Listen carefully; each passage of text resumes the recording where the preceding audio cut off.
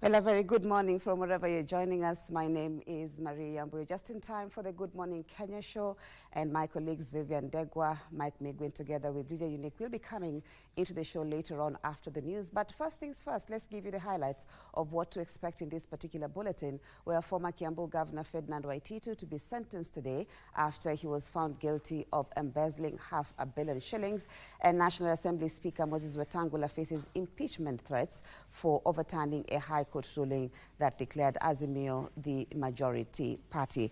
Let's start with our first news there, where former Kiambu Governor Ferdinand Waititu and 3 co-accused will be sentenced today, that is Thursday, February 13th, 2025, for embezzling over 500 million shillings from the Kiambu County government while he served as governor. They were found guilty of defrauding the county through a road tender in 2018.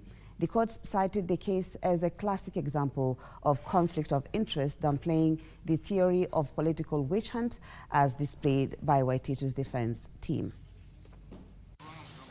Wednesday at the Anti-Corruption Court, and it was a day of reckoning for former Kiambu County boss and co-accused over 500 million shillings road tender fraud case. Because of these aggravating factors,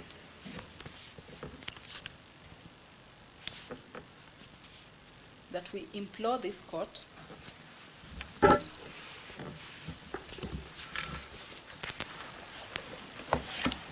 to impose a harsh sentence against the accused persons. Chief Magistrate Thomas Nzioki ruled that Waititu had a case to answer, delivering the final decision on the aggraved case that has been running for years now. Count 3, first accused person and Psycha 2 Estate Developers Limited, guilty. Count 4, first accused person and second accused person and Benvenio Delta Hotel, guilty. Count 5, third accused persons, guilty. Count 7, Charles Chegembudia, guilty. The court noted that testimonies of 32 prosecution witnesses and documentary evidence linked Waititu directly in the award of the irregular tender. It is no longer in dispute that testimony limited received the sum of Kenya shilling 147, 274, 055 and 40 cents after the fraudulent tender process and award. The trial magistrate said the prosecution proved beyond any reasonable doubt that Waititu failed to adhere to the values of national governance and to safeguard public funds. Forging a recommendation letter purported written by China Wuji Company. The bin document, exhibit number 8, advertised by Kiambu County government for that road project tender, further required the prospective bidders to attach in their bids proof of works of similar magnitude. The court also found former roads official Lucas Wahinya, an accused in the case, guilty of disregarding every rule in the procurement law. During mitigations, the 4 pleaded for leniency, citing they were all first-time offenders. Their husband and wife, and that whatever sentence that is meted upon each or both of them, Your Honor, will have extremely deep ramifications, not only upon them, but also on the dependents, who are basically their children. They were charged back in July 2019 with fraud, conflict of interest, dealing with suspect property, and money laundering, among other offenses. Guilty as charged, with the prosecution citing that corruption has become a cancer menace in the country, calling for very harsh penalties for the convict. Babayao now pleads for leniency, citing that he is very remorseful, even as imprisonment awaits him tomorrow. Ruth Wamboi reporting from Milimani's Law Court. Thank you, Ruth Wamboy. Now, members of parliament allied to the Azimio coalition are threatening to table a motion to impeach National Assembly Speaker Moses Wetangula. This is after Wetangula declared the Kenya Kwanza coalition as the majority side in the National Assembly. Delivering his ruling on Wednesday afternoon, Wetangula said the Kenya Kwanza coalition has 165 members against Azimio's 154 members. Wetangula further termed the High Court ruling as a contradiction that has created unprecedented confusion in the proceedings of the House, a ruling he said will be appealed. Abdiaziz Hashim with the report. Order. I still have a little more to go. The Speaker of the National Assembly has now put to rest the debate on who is the majority coalition in the House. Honorable members, yesterday when all of you submitted, I kept quiet and listened. I implore you also to keep quiet and listen. It's a quid pro quo. To that effect, Wetangula declared Kenya Kwanza as the majority coalition and Azimio the minority side based on the registrar's records. The Kenya Kwanza Alliance consists of 165 members, computed by adding the membership of the United Democratic Alliance, the Amani National Congress. The perks of the leader of majority are similar to the perks of the leader of minority. These seats are nothing personal to anybody. Wetangula further termed the ruling by the High Court, which cited Azimio as the majority coalition, a contradiction that created unprecedented confusion in the proceedings of the House, witnessed Tuesday afternoon after the Azimio members occupied the seats of the majority side. A reading of the judgment reveals glaring factual and legal contradictions. I instructed that an appeal be lodged against the judgment forthwith. The Speaker downplaying calls by Azimio members to cede office to Deputy Speaker Gladys Bosch-Sholei, citing that the court ruling was biased. The directive by the Speaker not going down well with the Azimio legislators, who are now calling for his impeachment. It is going to be messy, it is going to be noisy, and it's going to have casualties, I promise. And that's not the end. We are going to take further action. Because of that issue that has been raised here of separation of powers, when the court issues an order, that order or a ruling, that ruling has to be respected. What we have been engaged in, Honorable Speaker, from yesterday up to the drama that you witness now is a drama touching on leadership positions by leaders. So when you obey the law, sometimes you may step on somebody, sometimes you may not, but the law remains the law. And in the law we trust, in our constitution we trust. Minority Leader Junet Mohammed told the House that the MPs who are proposed to the House Business Committee will be withdrawn, a decision the Speaker overruled. And us, Azimio, as we had indicated, this is not the end. We have withdrawn our members from the House Business Committee. And with or without the participation of the 4 members of the Azimio coalition, the House Business Committee would sit.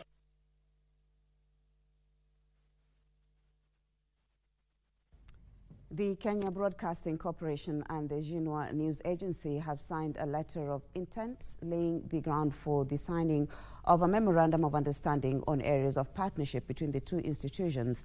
KBC Managing Director Agnes Kaleche says the corporation is seeking to improve 3 key areas with the support of the Xinhua Agency, namely equipment upgrade, technology training, and digital platform development. She spoke when she hosted a delegation from the agency led by Global Vice President Yuan Bingzong for a tour of the broadcasting house in Nairobi. Receiving the Xinhua News Agency led by its Global Vice President Yuan Bingzong at the Broadcasting House, Kenya Broadcasting Corporation Managing Director Agnes Kaleche took the team for a tour of the headquarters. From the studio to the newsroom, TV studios, radio stations, the team had a first-hand experience of what goes on at the National Broadcasting House. This tour culminated with the signing of a letter of intent, which in turn laid the ground for the signing of a memorandum of understanding on areas of partnership between the two institutions. We need to replace our aging broadcasting equipment, including cameras, editing software, and transmission systems. Our journalists and staff require training to effectively utilize the latest digital tools. Xinhua looks forward to exploring opportunities to deepen cooperation with the KBC in areas such as television, the production, new media dissemination, and technological innovation. This even as the managing director affirmed KBC's commitment to telling stories across the board, including addressing various misconceptions about China that have developed over the years. With enhanced resources, our partnership can help broaden our coverage on important issues.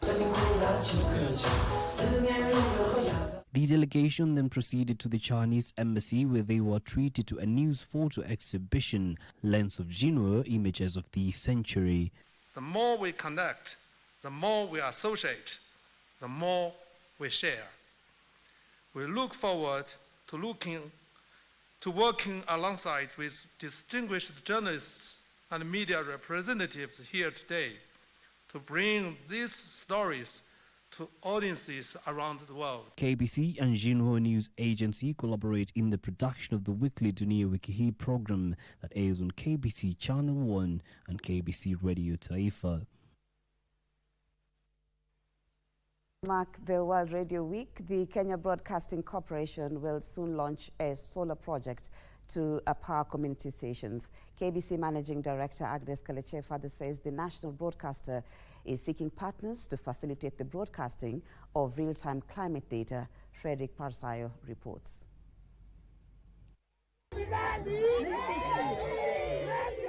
The energy from Kenya Broadcasting Corporation's management and staff is a perfect precursor to the 2025 World Radio Day slated for Thursday, 13th of February 2025. At KBC Broadcasting House in Nairobi. World Radio Week celebrations have been going on since Monday. The Managing Director Agnes Kaleche says the national broadcaster has grand plans for its more than 13 vernacular radio stations. We are launching a new solar project very soon, and we'll be able to power community stations, our community stations, with radio energy. With this year's theme being radio and climate change, she said KBC is seeking partnership to get real-time climate data. KBC will deepen partnership with companies or organizations that help us deliver real-time data on climate change. Let's harness its power to turn what if into what is.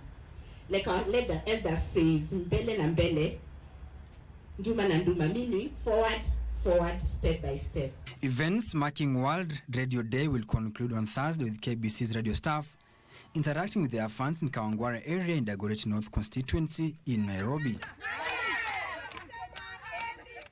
Parsai Frederick, Prime Edition.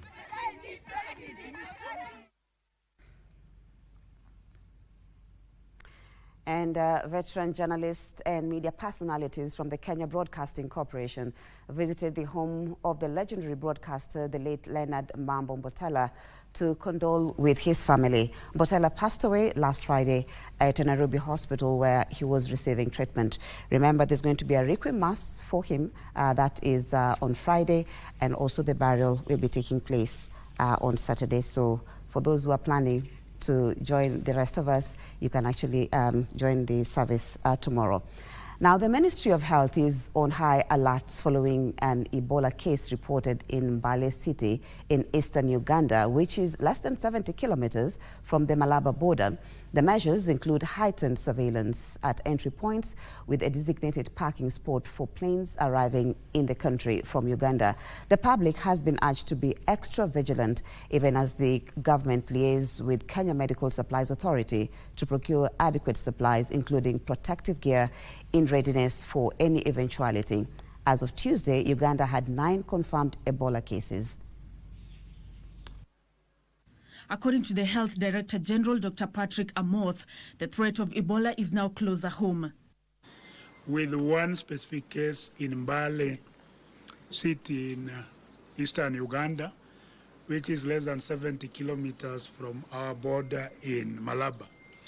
Therefore, the threat of Ebola is real. To this end, surveillance has been heightened at entry points. Especially the land ports of entry, that is Busia, Malaba, Swam, and Luahaha, but also at Jomo Kenyatta International Airport. And we have a designated parking slot for flights coming from Uganda. The Ministry of Health is also working towards capacity building for health workers and procuring protective gear. We have the laboratory capacity that we used during COVID-19 pandemic that we'll be able to latch onto. And we are working together with KEMSA and the county governments to be able to ensure that we have sufficient stocks of personal protective equipment, because you need a unique PPEs for Ebola. According to Dr. Moth, capacity at the Kenyatta National Hospital in Nairobi and Moi Teaching and Referral Hospital in Eldoret will be enhanced to handle any Ebola cases. In neighboring Uganda, which launched a trial vaccination program against the Sudan strain of Ebola, 9 confirmed cases, including 1 death, have been reported. Ebola is a deadly disease caused by a virus. Symptoms of the disease may appear 2 to 21 days after contact with the virus. At first, symptoms are generic and are known as dry symptoms. They include fever, aches and pains in the muscles and joints, severe headache, weakness and sore throat. Later symptoms include loss of appetite, unexplained bleeding, diarrhea and vomiting, among others.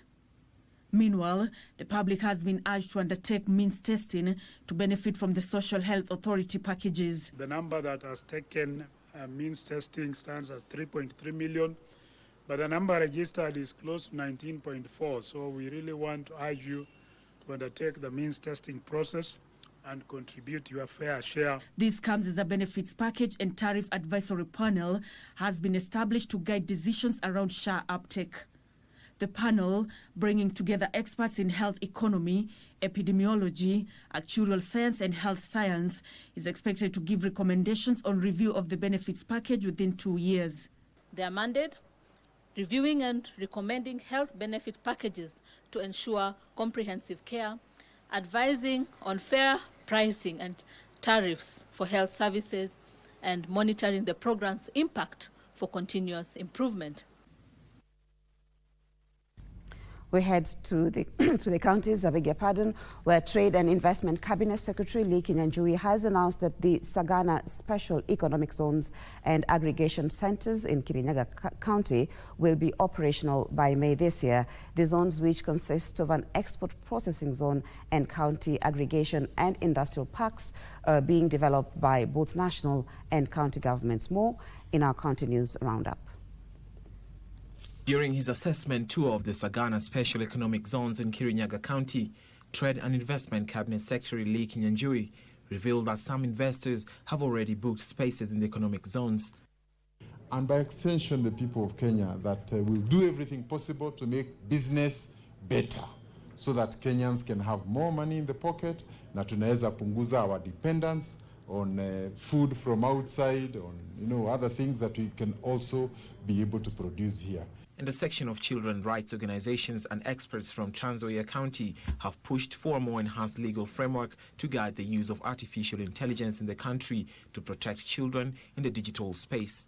But if you want to showcase, for example, their talents, you can open an account on their behalf and be very specific when you are posting or putting that profile information on the platform you decide to put your children's images and videos as a positive platform for them.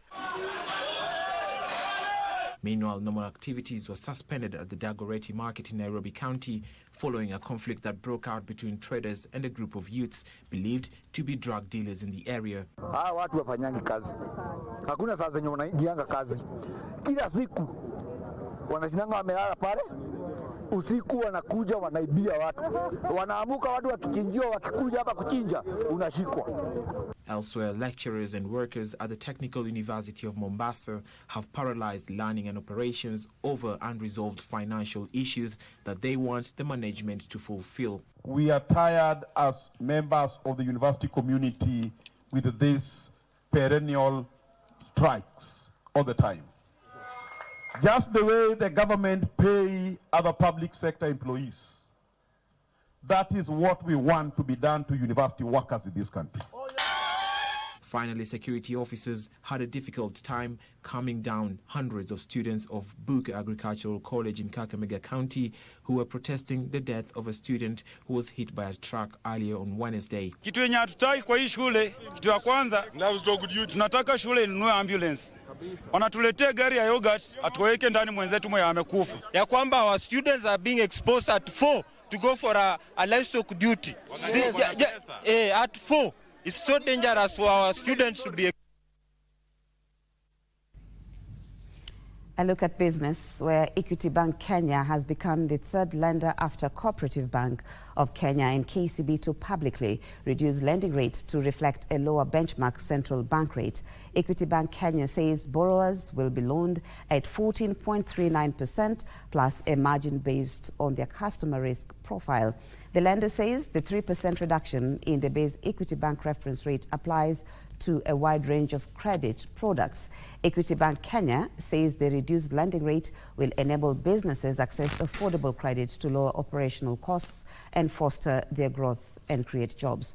On Monday, Cooperative Bank of Kenya lowered its benchmark lending rate to 14.5%, while KCB reduced it to 14.6%.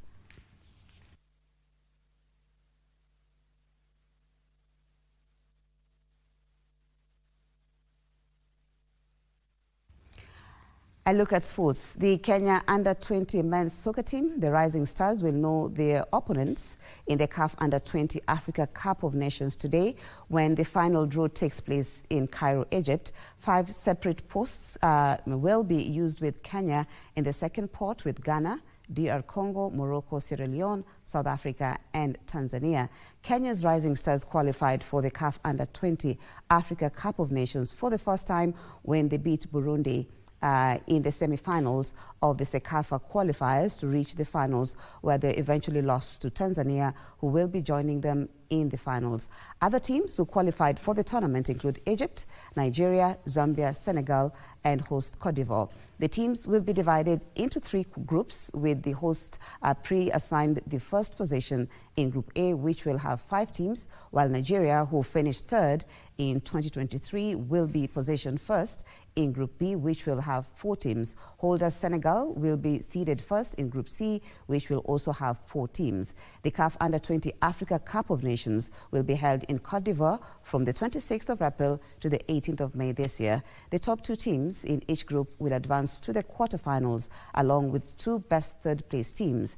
The top 4 nations at the end of the tournament will qualify for the 2025 FIFA Under-20 World Cup, scheduled to kick off from September this year in Chile. Thank you so much for your time. That's where we bring the news to a close this morning. My name is Marie Yambo, and remember, today being Entertainment Thursday, my colleague Vivian Degwa, together with DJ Unique, will be taking you through that, and also Mike Megwe will be on standby to take you through the youth and governance segment.